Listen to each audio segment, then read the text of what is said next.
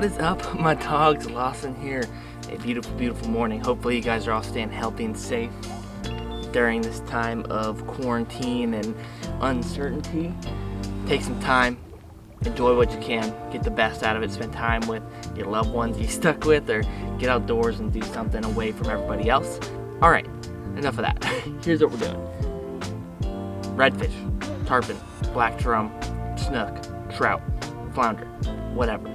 We're in a really tiny little backwater area. I'm gonna throw a top water even though it's already like 8:30, but there's a lot of shade in here. I'm gonna work it around and see what we can get into. It looks really, really good. Today's video is sponsored by Catchco. If you don't know what Catchco is, they are a company that makes their own unique lures. They're the father company of Shop Carl's and Mystery Tackle Box, and they make some really, really awesome unique lures, and I'm going to use some of them today, and I'll tell you when I am, and I'll leave a link down below where you can pick up any of the stuff I'm using. Alright, I see fish making headway literally right behind my boat. Okay, I'm going to throw the cooler up front and see if we can see anything. The water is really clear. I am very, very excited. I get like legitimately like giddy like a little kid when I'm fishing an area I've never fished before.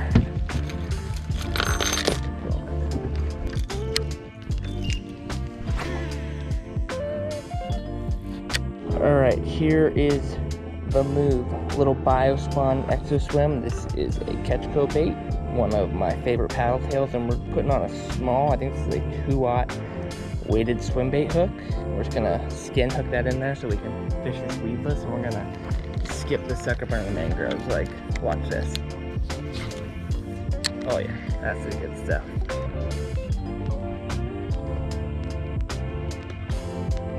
Let's see if we can get through.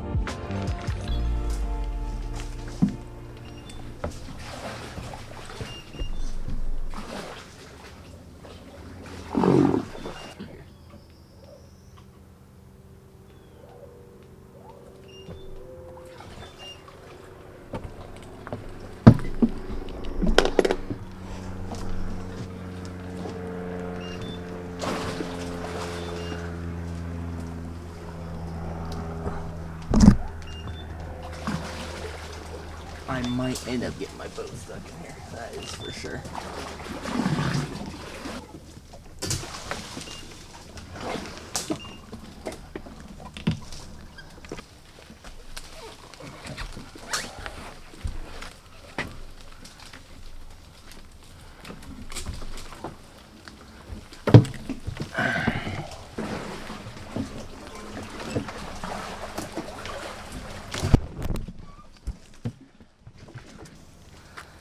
Oh, I pray to God this is worth it.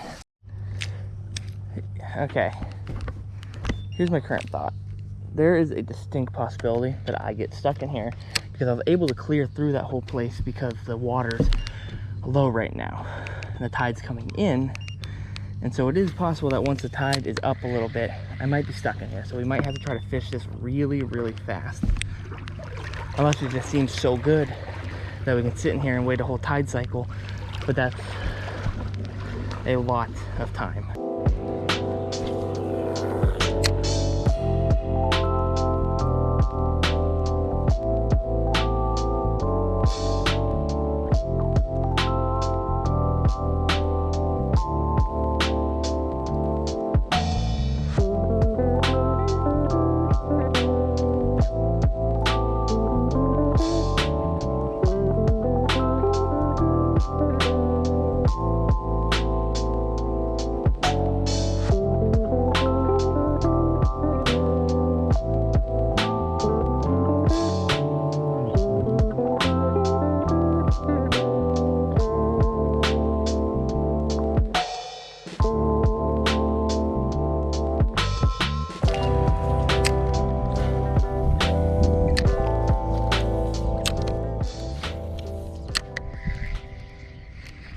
There's a fish.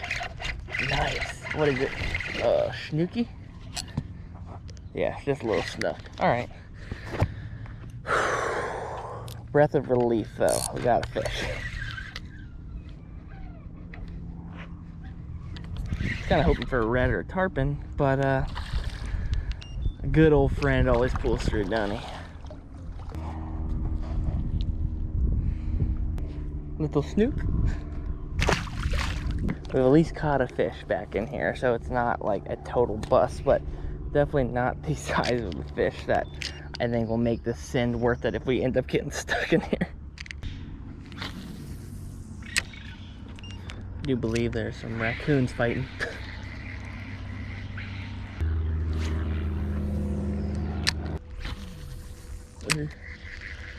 Oh, big snook.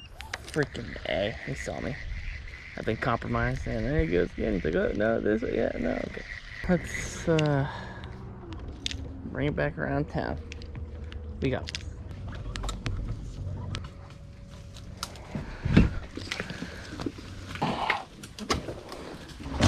oh, God.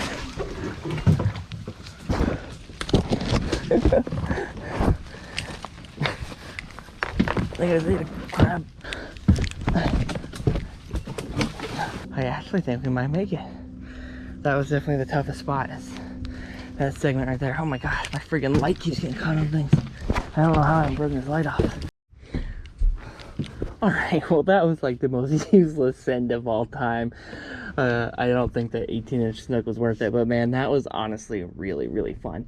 It reminded me of being a kid. Now, earlier when I first started fishing, I was like, I'm fishing in a new area right here, and I literally feel giddy, like I'm exploring something new, and just being back in here and nearly getting stuck in the mangroves and just kind of having an attitude of like, screw it, let's see what happens. Just reminds me of when I was a teenager and I would drag my friends out who weren't even really into fishing that much and were just like hanging out with me, and I'd drag them out into the mangroves or into the woods. And I remember times where we'd like find areas similar to this, but we didn't have a boat, so we'd just walk, and we'd try to walk through this and get stuck waist deep in mangrove mud and be pulling ourselves out by the mangrove roots. And it just seriously reminded me so much of being a kid again, exploring like this. And instead of, you know, my friends that I drag out with me, I got you guys that I get to drag out with me. So it's just like really cool, you know. So that didn't work out too well, but let's work on a plan B here. Alrighty, we have made a move here. We are gonna be fishing a deep cut mangrove line, and on the line I got a Sakoshi bug on a Ned rig. This is a catch co bait, and the Ned rig you can get off Shop Carl's. This is killer. I have a very, very specific fish that I'm hoping to catch right here throwing this, but I do expect to catch maybe a trout or a snook or maybe a red, but I'm really, really hoping to connect with like a black drum or a flounder. Now, I fished this area before with my brother-in-law, Jess, probably 5-6 months ago, and I remember now, caught like a 15-pound black drum fishing this mangrove line. So the Sakoshi bug, I think, would actually be a perfect bait for a black drum to eat. It's pretty like compact presentation. This jig head will have it sitting down there just like that on the bottom. Perfect for a big nasty to come out and go suck that sucker out. Oh, I just missed the fish right there. Felt them bump it, set the hook, saw it flash out. I think I might have missed sheep's head. That is one of the weird things about throwing a Sakoshi bug. Like, you get a lot of bites from fish that you just like normally don't get bites from. Getting hammered. There's a fish. I think it's just a tiny freaking snook. Yeah. Thank you. Thank you. Not quite what we're looking for.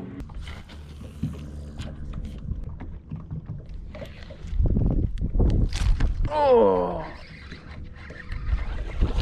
Okay, stuck. Jeez Louise. Sorry, that hook set was a little aggressive. I just like felt it get thumped at the bottom of the drop, and I thought it was something pretty big, and just a nice little 13-inch snooker. Okay.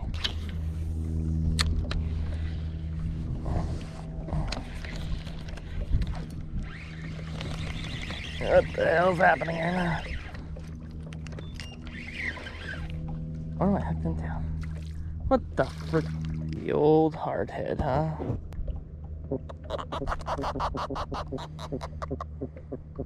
Okay.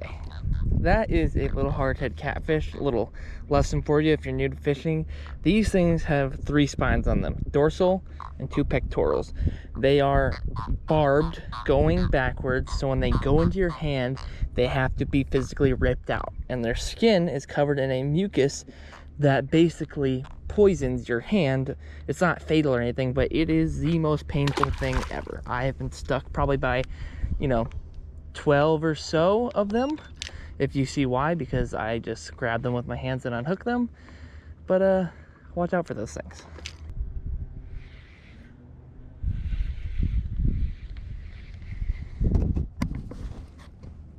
That's super cool. If I know she was religious.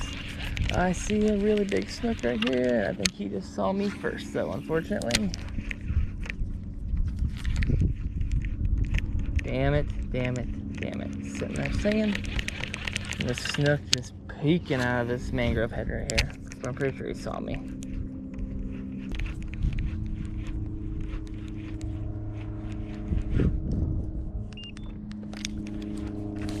Oh my god, I just dropped a big red fish right there.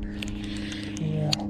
My freaking thing was sitting dead on the bottom. Are you kidding me? He just like barely hit it and I pulled up and he was on it. Oh, it's like a 25-inch red probably. Just like saw a glimpse of him. That was so weird. I see multiple tarpon sitting right here. Nice, dude. They're good sized ones too. Problem is, one's facing forward and one's facing backwards.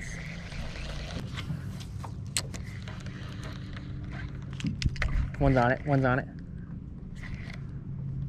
Oh my gosh. One was open his mouth up behind it. Please, dear Lord, eat.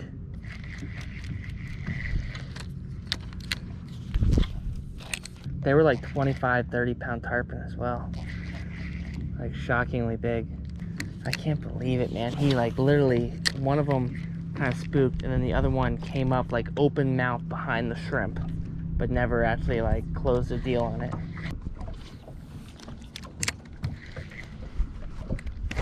There's a fish.